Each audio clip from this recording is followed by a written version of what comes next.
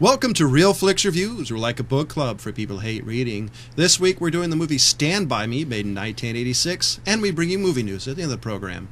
This week we have Jonathan Charney, James Stevens, Ryan Preston, and Jeff Michael.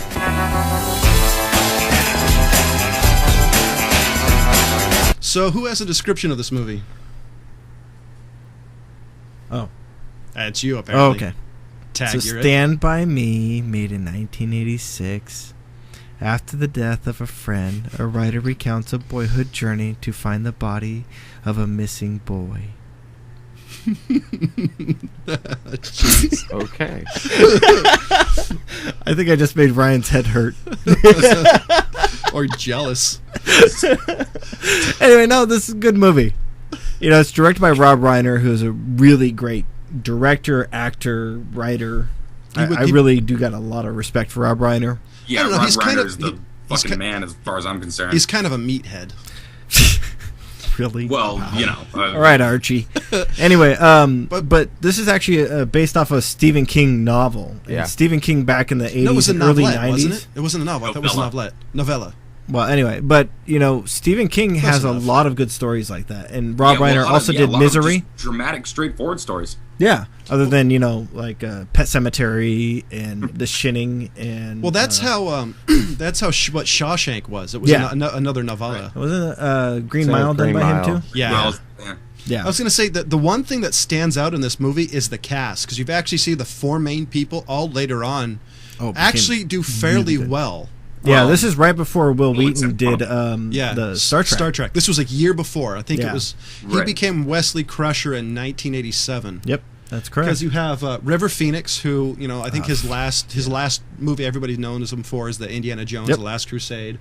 Yeah, that's the one that everybody remembers. Yeah, I think he did one maybe another couple of years after, but he died in 93, I think. Yeah, something like that, right around there. I think I heard recently that his last film is recently going to be released or has been released. I heard the same thing. I think it was just this last year. Yeah. Actually, I don't have a date on his death, but he was 23. And you have he was 23. You have Corey Feldman, who doesn't do much now, but was really big in the 80s and early 90s. Yeah. And you have Jerry O'Connell, who, I think biggest claim to fame is Sliders, whether you like that or not. I liked it. I liked Sliders. I'm a Sliders geek. I'll say that. I mean, there was moments of the show where it got really campy and strange. Oh, it was campy as hell, but it was... I don't know. I liked him better in My Secret Identity. Ah, yes. Yep. I think it was the concept of Sliders that got me. Well, the concept of Sliders is pretty interesting. Anyway, I thought that the interesting thing about this was the difference between the all four characters. You have was it River Phoenix and Will Wheaton's characters were fairly similar, and the Corey Feldman and Jerry O'Connell's character were similar. Those were the two that really stuck out because Will Wheaton and River Phoenix, they were kind of buddies, and River Phoenix was telling him, hey, you better not do this, you don't want to be a loser. That was the difference that really struck out my mind, is that, you have very two diametrically opposed groups that are actually friends. Yeah, I thought it was... but it's, at the same time, I always thought it was a dynamic of friendship that a lot of people can relate to. Like, totally. Yeah. Everybody sort of has that type of relationship. I mean, it was kind of a really honest look at the type of friendships you had when you're 12 years old. And I think everybody knew the Corey Feldman character. I mean, I can think of at least one person in real life that school grew up with. Definitely. Okay. Oh, the characters, yeah. Yeah, I mean, the guy that, you wonder if he's going to go to jail for doing something stupid. Right. And generally he did. Yeah, pretty much. But, I like the fact that, I mean, they bring up that, like you're kind of saying, there's like the bonding thing. And so, and I really got to say there was a lot of the kind of playback and how they picked on each other but stood up for each other too. Yeah. Was actually how real friendships are.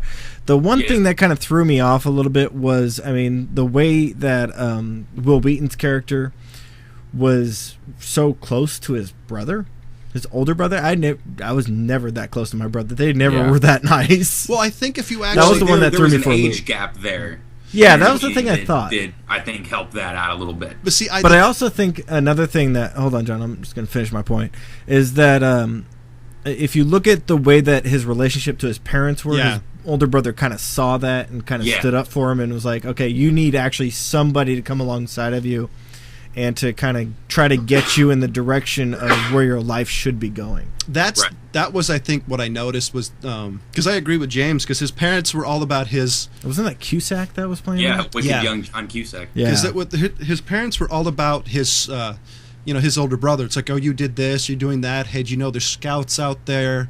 And then when he died, you notice that his dad was saying, you should die, not your son, and he was really left alone. Well, he's more like, why don't you have friends like him? Yeah, I mean, it was sort of, you can tell that was sort of the cornerstone of that family, and you know what I mean? It was and everybody, it seemed like every adult in the movie brought it up. Hey, you're what's his name's brother, aren't you?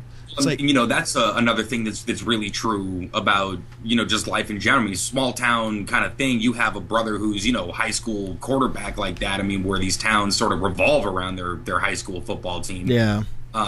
Especially places like Texas. I mean, right. These small towns live for. The thing. Oh, sorry. No, but I lost my train of thought. No. That's the thing is you're always. If you're the little brother, it's like, oh, you're so-and-so's brother. You're always kind of, like, known as that guy. You don't even have a first name. You're so-and-so's brother. Yeah. The thing I think is cool, though, this is, because it's within that, within 10 to 15 years, you have movies that are similar. I mean, you had this, you had Goonies. I mean, far as even Lost like Boys. Yeah.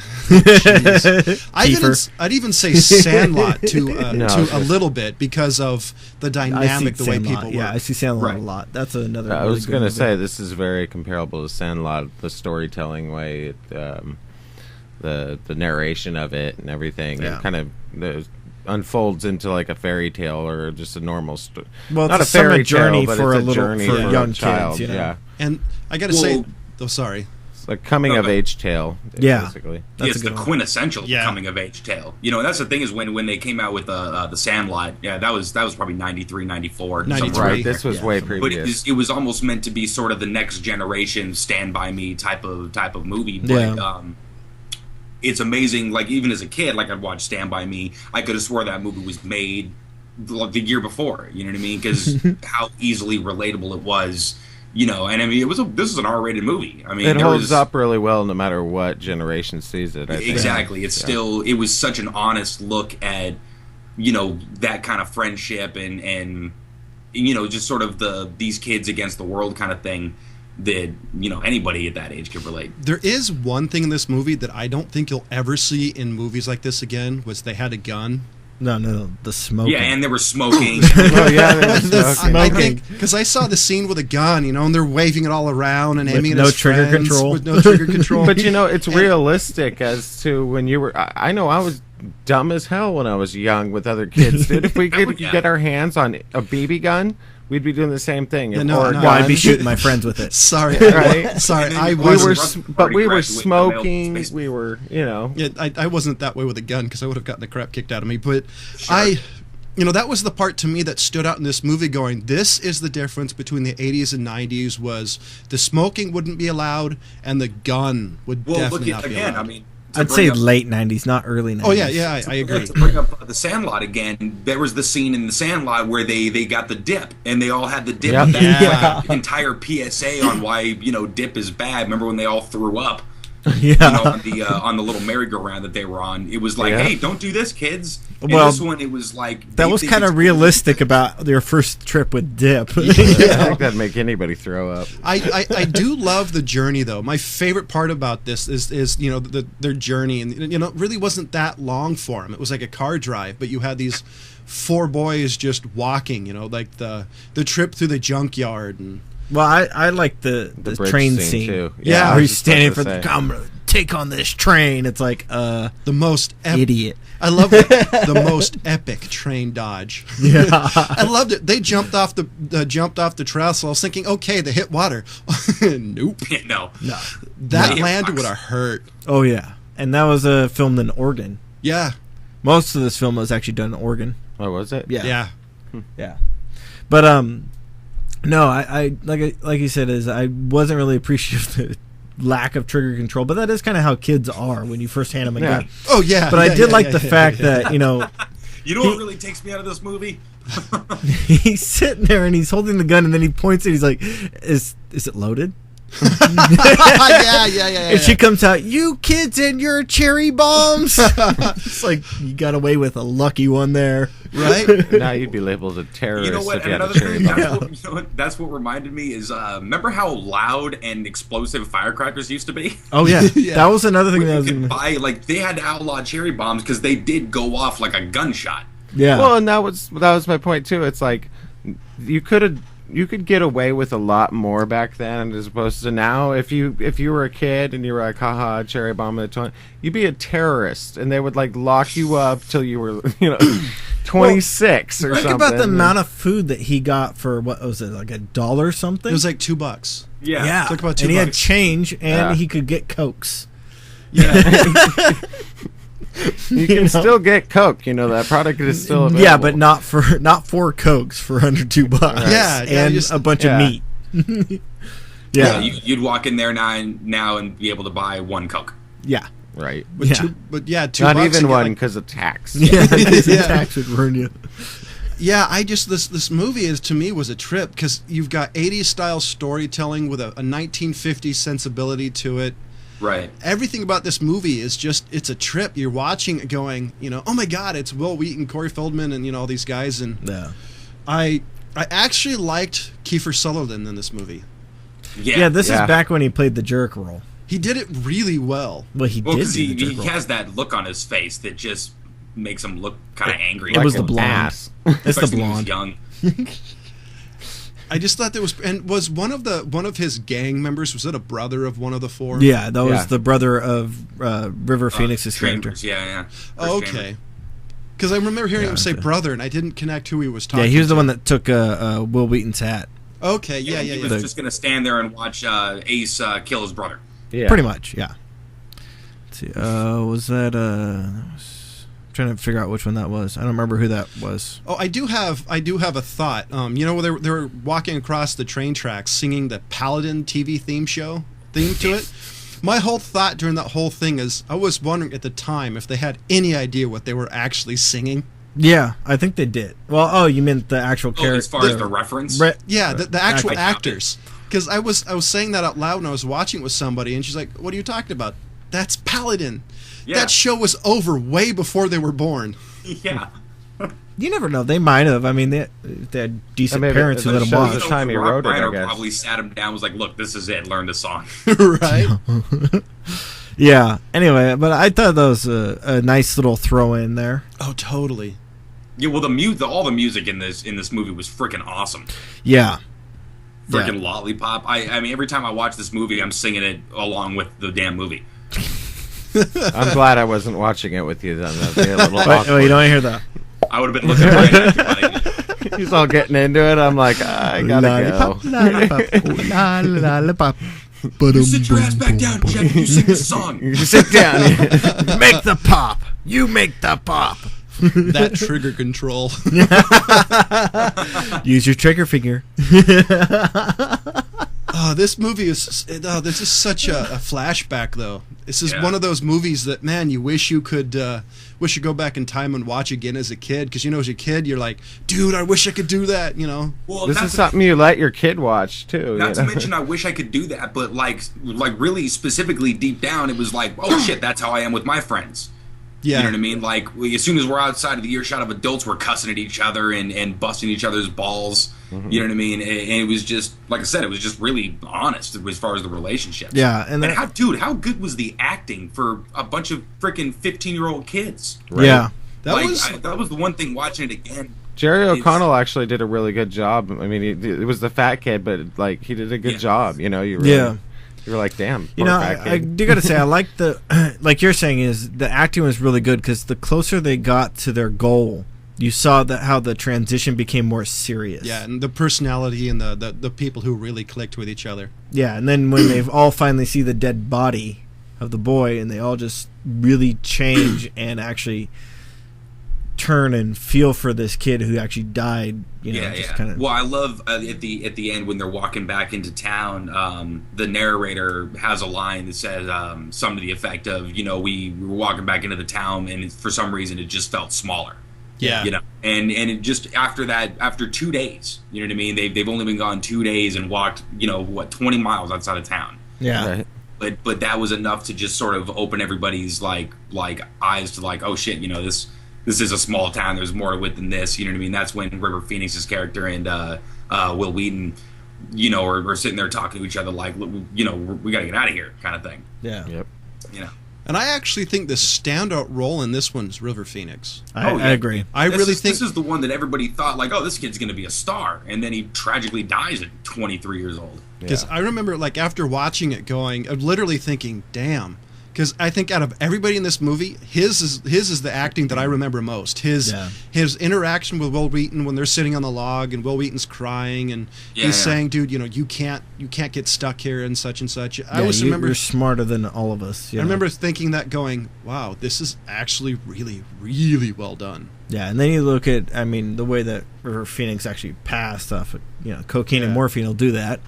Yeah. But, it's kind of pathetic because, a lot of great actors died like that, along with a ton musicians as well in that time. Yeah. Anyway. Yeah. But, really great actors came out of this. I don't think Wheaton's really done too much after Star Trek. He's done a lot of well, obviously, he had a hell of a run on Next Gen. Yeah, he did. He probably made so much money he doesn't have to work again. Well, I'm sure he had to, run out of that. But yeah, it's in syndication, so of course he's still picking up cash from that. But he's done a lot of stuff. He was on this an internet show called The Guild. Yeah, which is really, really funny. But yes, he's done a lot of web-based material as of late. And he's done a lot of really kind of geek stuff. He's not in the mainstream. No, but he's a geek fucking like patriarch. But he's done stuff on Leverage, Big Bang Theory, Eureka, Ben 10, Ultimate Alien, which is a cartoon. He has a show on a YouTube channel called Geek and Sundry that basically does tabletop games like Dungeons and Dragons, and it's just him playing games with his friends. Yeah, I think it's pretty cool that he actually turned around and started doing that type of stuff, which is cool. But as far as like blockbuster kind of movies and I guess network syndicated shows, not so much. I'll be honest, I don't think he I don't think he would survive outside of that because he's in his niche. As far as being a geek, I think it would have to be something very specific for him to really make it. Like for example, if they brought back a Star Trek and they wanted his character back, I think be captain. I think he would do really well, but I don't know if a lot of people really remember Will Wheaton. Even from this as a kid, you can tell he's a good enough actor to pull some stuff off. But like you said, he's got his niche, and I think he's sort of just enjoying the type of success that he has currently. Oh, I completely agree. And I was going to say, as far as rating this movie, I got to go to 4 out of 5. It's not quite a 5 for me, maybe because I didn't see it as a kid. Maybe there's not the nostalgia factor for me, but the acting is amazing. The visuals, the way they did it, everything about this movie is actually extremely well done. Especially since most of the movie's done with kids. It's amazing. I agree. I give it a 4 out of 5. It was one of those ones. I did watch it as a kid, so growing up, it was like I've seen this movie 30 times. You know what I mean? But yeah, no, it was really good, very well done, very well acted. A lot of it's funny to see where certain people started out in their careers too. And I'm not a Stephen King fan at all, but I love this film. I like this story. I love his non-horror, because I love Shawshank stuff like that. I agree with you on that. I think he's a better non-horror writer than he is a horror writer. I'd love to see more of his dramas made. I agree and I disagree. I think more of his dramas and stories have stood out over his horrors. But I think there are a few horrors, not enough to be a handful, but there are horrors that stand out. The one I gotta give him is The Shining, but other than that, it's a killer car, and a girl that gets mad at prom and kills everybody. That's you got to be careful with that nowadays. Then she's going to be the next, Columbine or whatever. But the thing about that is you got to realize though those are his movies though. If you're going to talk about Stephen King though, it's the movies that aren't made of his books.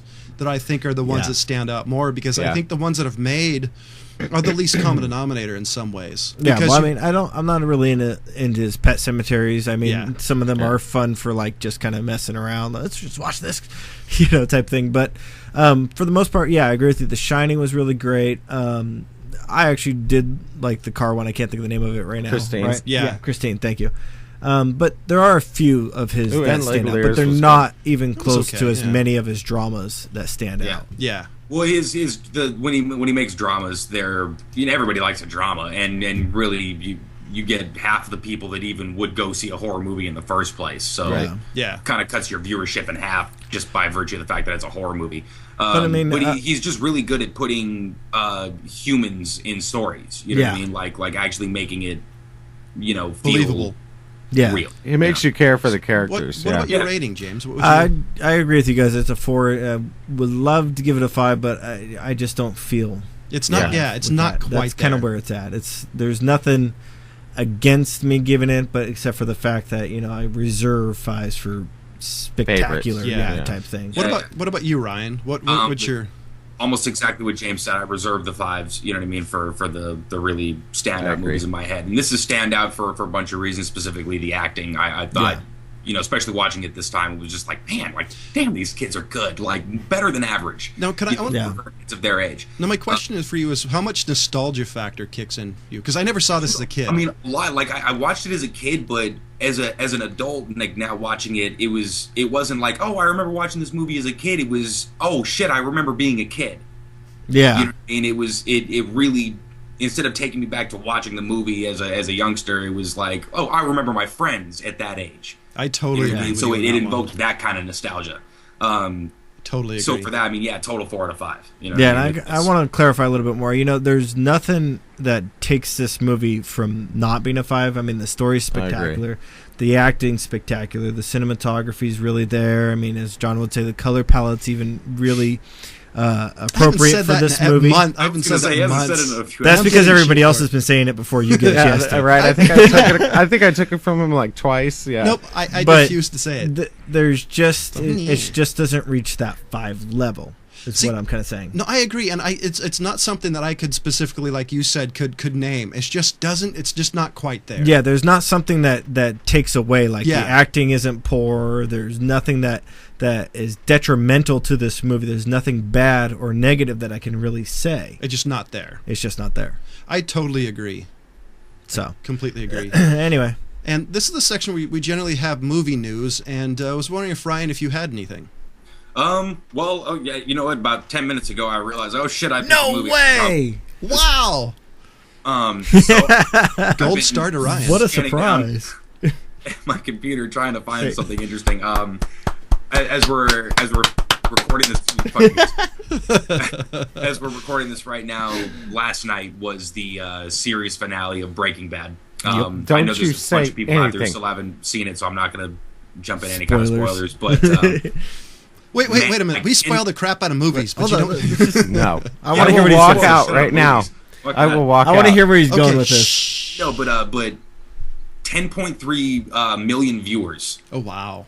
Is what they pulled in last night. And in this that's amazing age where, look, back in the day, when you had 4 fucking channels, it was really easy to get a 35 share, you know what I mean, out of 100%, you know what I'm saying, of people. Nowadays, if you get 1 million viewers, you're the greatest show ever made. And but I think there's something you're forgetting to mention. This is a cable channel. This isn't the alphabet soup channels. This is cable. AMC came out of left field with shows like this and Walking Dead, but this came before. And I mean, basically,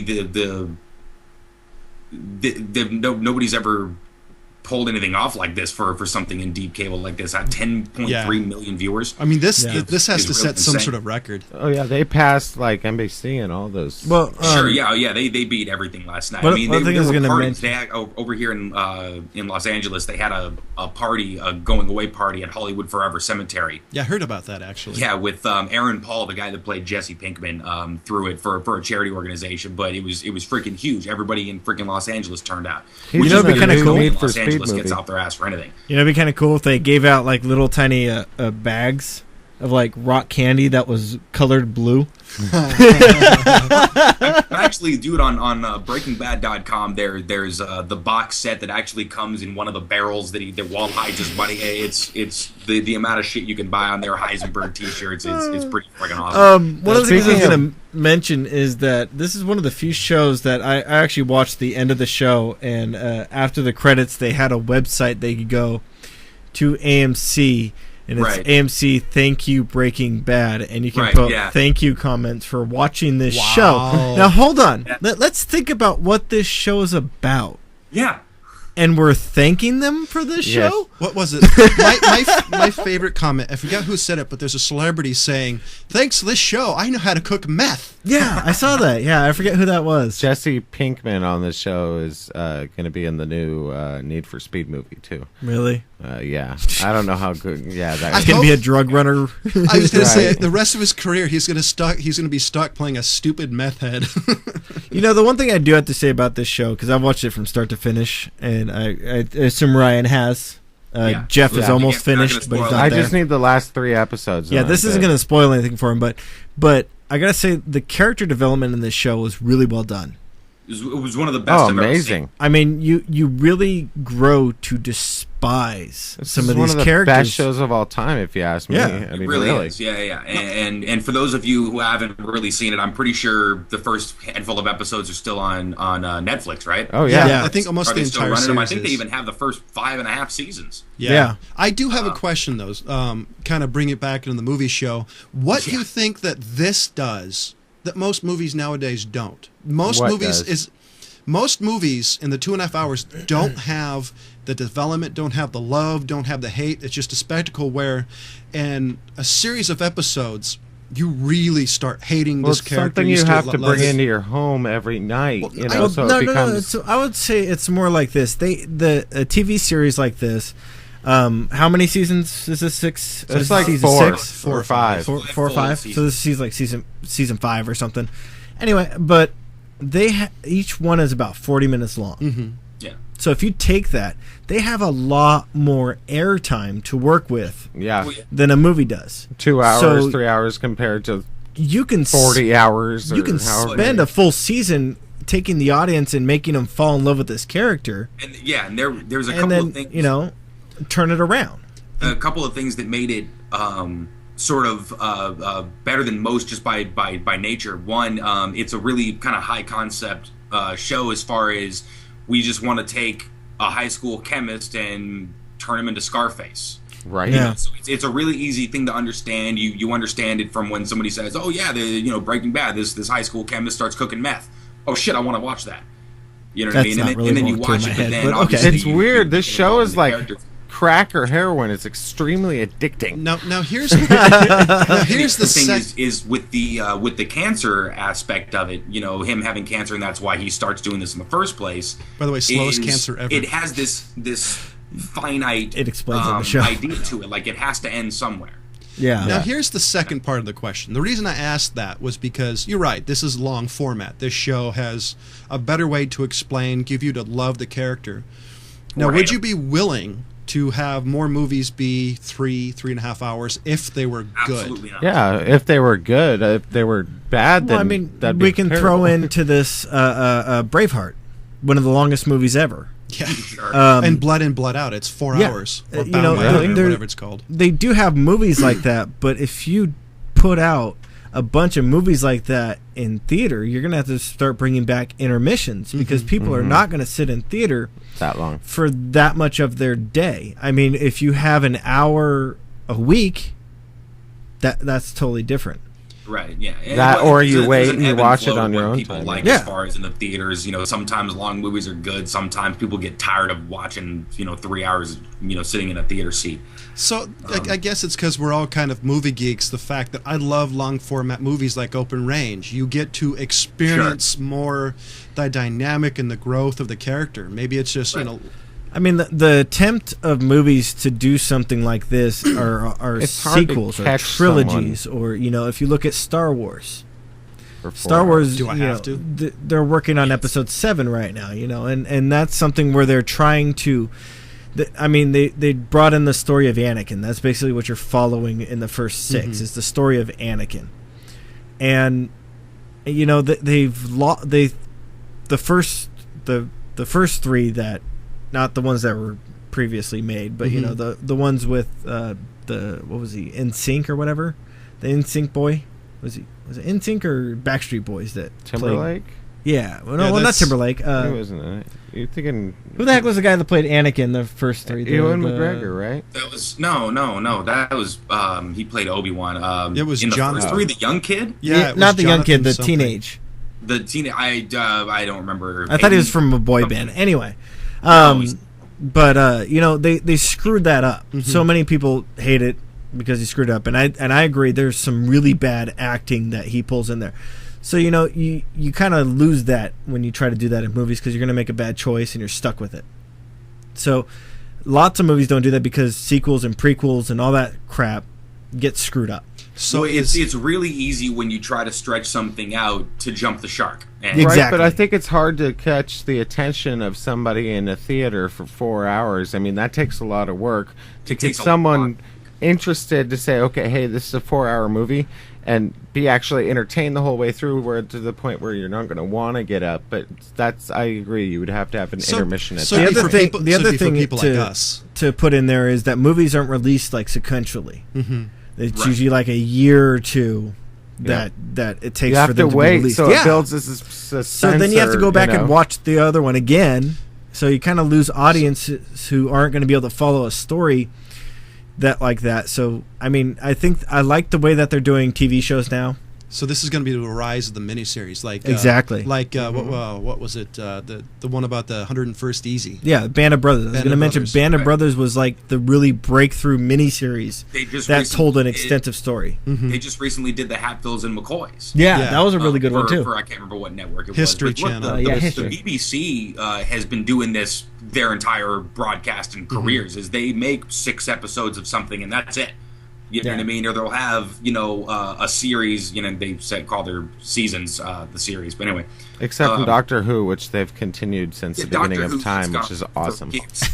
So I am a geek, yes. So, ladies and gentlemen, we're coming towards the end of our half hour. Actually, we've kind of beat it to death. Next week's pick is Jeff's pick. Jeffrey. So what movie are you picking? Trainspotting, starring Ewan McGregor.